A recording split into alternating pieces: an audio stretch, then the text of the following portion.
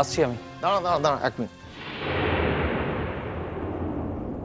একটু দাঁড়া। ব্যাপারটা তাহলে এখনই ফয়সালা হয়ে যাক। মানে রঞ্জাকে ডাকো, তোর রঞ্জাকে ডাকো, দেখি সে কি বলে শুনি। তোমরা শোনো, আমার শোনার কোনো দরকার নেই। আমি বলে দিয়েছি, আমি মত দিয়ে দিয়েছি, ব্যাস। আসছি আমি।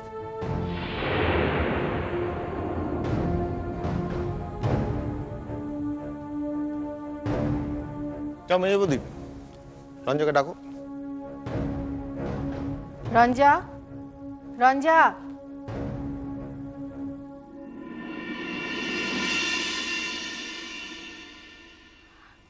এদিকে আয়, জেঠু তোকে ডাকছেন। জেঠুমণি, সৌম্য তোমাকে বিয়ের ব্যাপারে মত দিয়েছে, তাহলে আমরা বিয়ের ব্যবস্থাটা করি।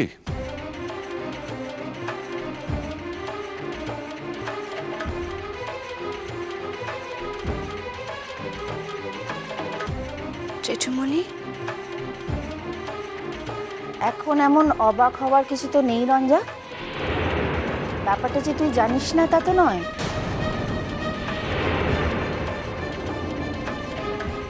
শোনো, দাদা যে এই একটা ব্যাপারেই বাড়ি ছেড়ে চলে যেতে চাইছেন সেটা তো তোমার জানা।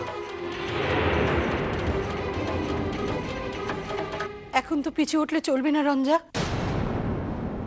আর আমরাও তো তোকে এভাবে দিনের পর দিন বাড়িতে রাখতে পারবো না। তুমি তো দেখলে তোমার চোখের সামনেই সৌম্যর বিয়ের সম্বন্ধটা ভেঙে গেল। রঞ্জা, এর থেকে সম্মানজনক অবস্থা তো আর কিছু হতে পারে না মা। আর তাছাড়া তোমার এটা নিয়ে এত ভাববার কি আছে তা আমি বুঝতে পারছি না। দেখো, সৌম্যর মতো একটা ছেলে, আমাদের মতো একটা ফ্যামিলি। জেঠুমণি, আজ রাইতে যদি আমি আমার মত খান জানাই,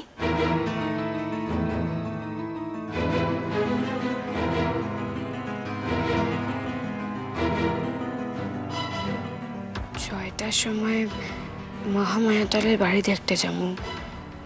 বাড়িখান যদি পাইয়া যাই তাহলে কাল সকালে তো আমি এখান থেকে চলে যাবো। রাতের দিকে কেন? তুমি কি ভাবতে সময় নেবে? জেঠুমণি, শুধু এইটুক সময় আমি আপনার নিকটে চাইতেছি জেঠুমণি, এইটুক আমারে দেন না। তোমার সিদ্ধান্তটা যেন আজ রাতের মধ্যেই জানতে পারি, তাহলে কালই তোমার বিয়ের ব্যবস্থাটা পাকা করব।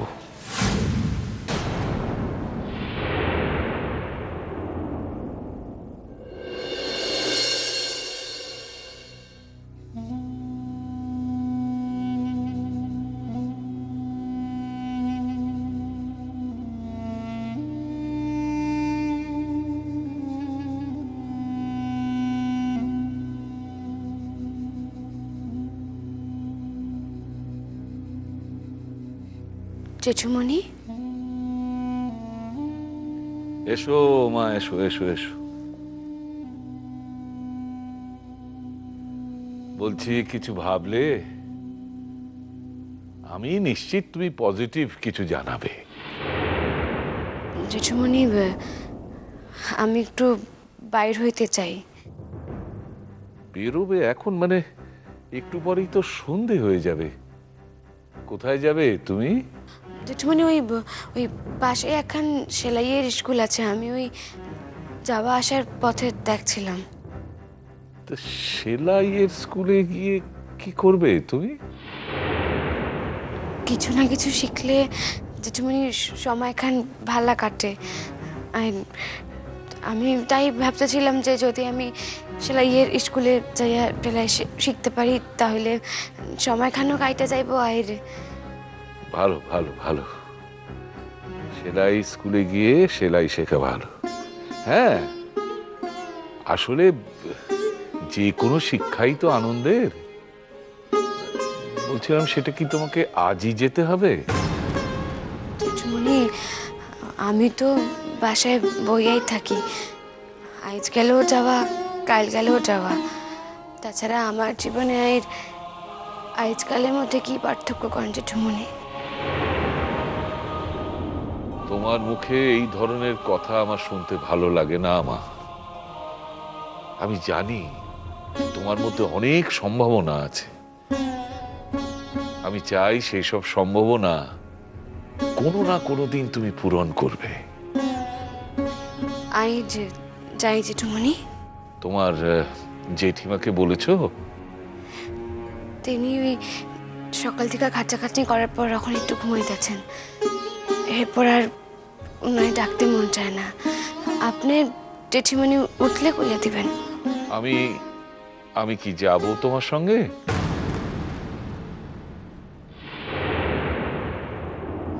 না না জেঠুমনি, আমি একাই পারুম, সামনেই তো। বেশ, যাও। কিন্তু সেলাই শিখতে গেলে তো কিছু খরচপাতি আছে মা। তুমি কিছু টাকা আমার কাছ থেকে নিয়ে যাও। না না জেঠুমনি, প্রথমে তো আর টাকা লাগবে না। আমি খোঁজ খবর লইয়া আসি, এরপর ভর্তির দিনে আমি টাকা লইয়া যাব। তাহলে যাও মা, খোঁজটা নিয়ে এসো। আর একটা কথা আমি ভালোই বুঝতে পারছি, সেটা তুমি মুখে না বললে কি হবে।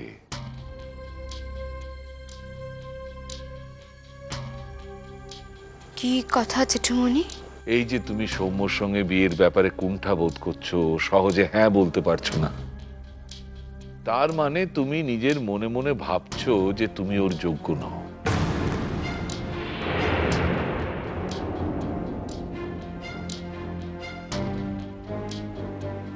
তোমা, তুমি নিজেকে এত খাটো করে দেখো না। আমি তোমায় বলছি, সৌম্যর চেয়ে কোনো অংশে তুমি কম যোগ্য নও। তবে তোমার শিক্ষাগত যোগ্যতা কি আছে আমি জানি না, কিন্তু তোমাকে দেখে, তোমার সঙ্গে কথা বলে, তোমার আচার আচরণ দেখে আমি এইটুকু বুঝতে পেরেছি যে তুমি অত্যন্ত সৎ বংশের মেয়ে এবং প্রকৃত অর্থে তুমি শিক্ষিতা। এমন একটি মেয়েকে আমার পুত্রবধূ ছাড়া আর কোন সম্মানে আমি ভূষিত করতে পারি বলো? আমি বলছি মা, তুমি কোনো হীনমন্যতায় ভুগো না। আমি বুঝতে পারছি যে সেই কারণেই তুমি সেলাই স্কুলে ভর্তি হতে চাইছো এবং মনে মনে তুমি খুব পজিটিভ ভাবেই ভাবছো। তুমি এই বাড়ির বউ হতে চাও, সৌম্য স্ত্রী হতে চাও, কিন্তু কোনো একটা সংকোচ তোমাকে সরাসরি হ্যাঁ বলতে বাধা দিচ্ছে, সেটা আমি বুঝি। কিন্তু আমি নিশ্চিত যে আজ রাতে তুমি আমাকে এই কথাই বলবে যে এ বাড়ির পুত্রবধূ হতে তোমার কোনো দ্বিধা নেই।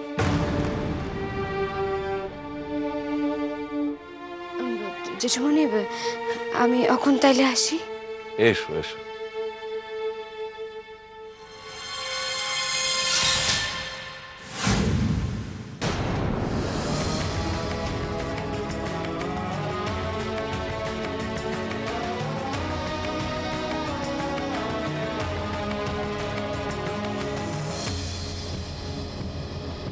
স্যার,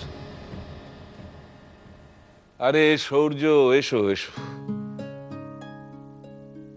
কিন্তু তোমার ছাত্রছাত্রীরা তো এখনো কলেজ থেকে ফেরেনি। কলেজের পরে ওদের যে টিউটোরিয়াল আছে তোমায় বলেনি বুঝি? এ রঞ্জা, ওরা ফিরবে কখন? জেঠুমনি, তোতাগো ফিরতে তো আজ সন্ধ্যা হইব। আর তাছাড়া ওরা বুঝি জানতো না যে আইজগ স্যার আসবো। ও বাহ কিরণ, বাহ, তুই যে আমারে কোনোদিন চিনতিস এমন কোনো সূত্রই রাখতেছস না কথাবার্তায়। কি কইরা পারতেছস কিরণ? না হয় তোর জীবনে এতদিনে এখন ভালো ঘটনা, সুখের ঘটনা ঘটতে যাইতেছে, তাই বইলা পুরানো যা কিছু ছিল সবটারে অস্বীকার করতে হইব? ও হো, তাই বলো। তা সূর্য, তুমি কি আজ দিন ভুল করে এসেছো? না স্যার, আসলে ওগো পরীক্ষার সামনে আইসা গেছে, এখনো কোর্স কভার করতে কিছু বাকি আছে, তাই ভাবছিলাম যখন সময় আছে তখন। দেখেছো রঞ্জা, দেখেছো আজকাল কোনো শিক্ষক ছাত্র ছাত্রীদের সম্বন্ধে এইভাবে ভাবে? হ্যাঁ, আমি ঠিক শিক্ষকই বেছে নিয়েছি এ বাড়ির ছেলে মেয়েদের জন্য। ও সূর্য, রঞ্জার সঙ্গে তোমার বোধহয় পরিচয় নেই, তাই না?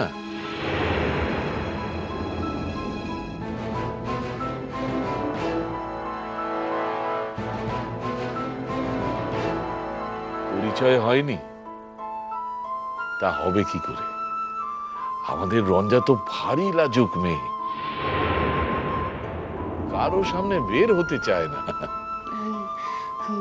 জেঠুমনি, করতেছি যে এখন না বের হইলে আমার দেরি হয়ে যাইব, আমি তাহলে আগাই। আরে দাঁড়াও, তোমার সঙ্গে আগে পরিচয় করিয়ে দিই।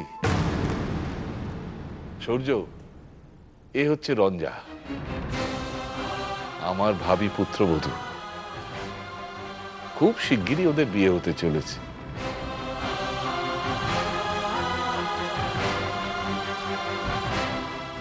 আর রঞ্জা, এই যে মানুষটিকে দেখছো, এ শুধু একজন ভালো শিক্ষক নয়, এ একজন মুক্তিযোদ্ধা।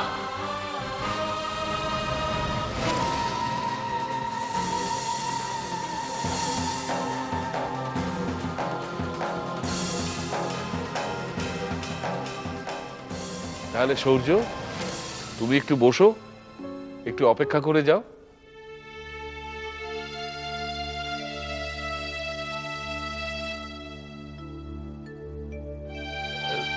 রঞ্জমা, আমাদের জন্য 2 কাপ চা করে দিলে খুব দেরি হবে তোর?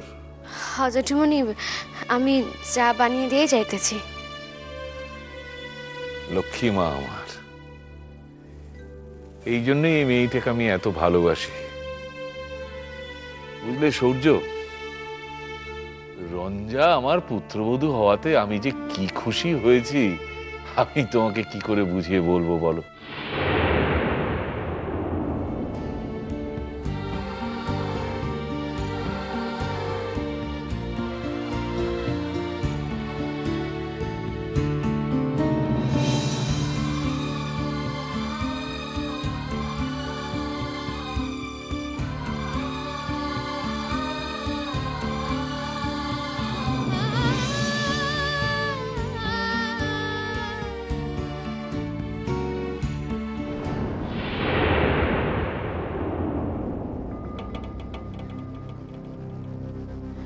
কইতেছি, মহামায়াতলা খান কোন দিকে একটু কইতে পারেন? হ্যাঁ, এই তো ওইখানে যাই মোড় পড়বে তার ডান দিকে। ও, ধন্যবাদ।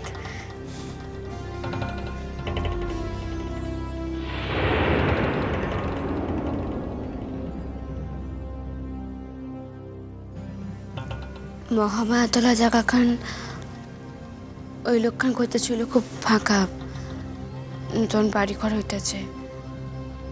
তাই মহামায়াতলা যাওয়ার রাস্তাখানও তো বড় ফাঁকা, গা কেমন জানি চমচম করতেছে। এদিকে জেঠুমন্ডি কইয়া আসছে যে সেলাই স্কুলে যাবো, অক্ষণে ফিরে আসুন, কিন্তু এখনো তো পৌঁছাইতেই পারলাম না।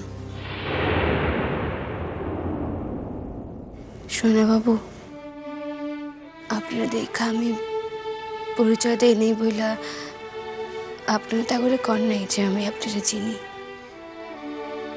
এই লিগা আপনার নিকটে আমি চিরকৃতজ্ঞ থাকুম, কিন্তু ইচ্ছা করলে যে আমি আপনার লোক আলাদা করে কথা কইতে পারতাম, এও ঠিক কই নাই।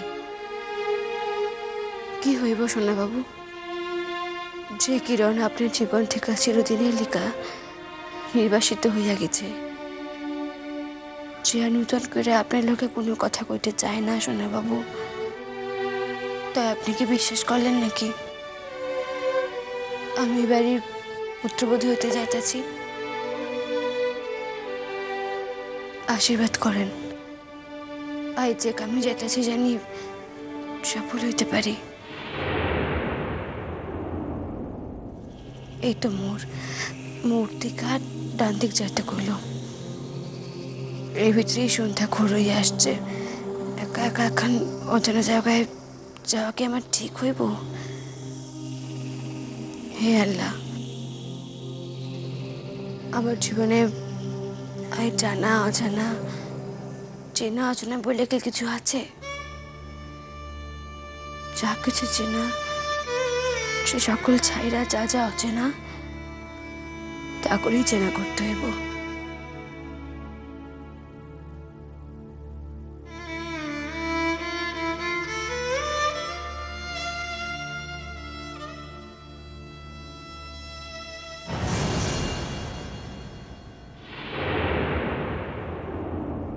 বাবুল ভাই, কই কি 6টা তো বাজ যাই গেছে, আর দেরি করা বোধ ঠিক হইব না।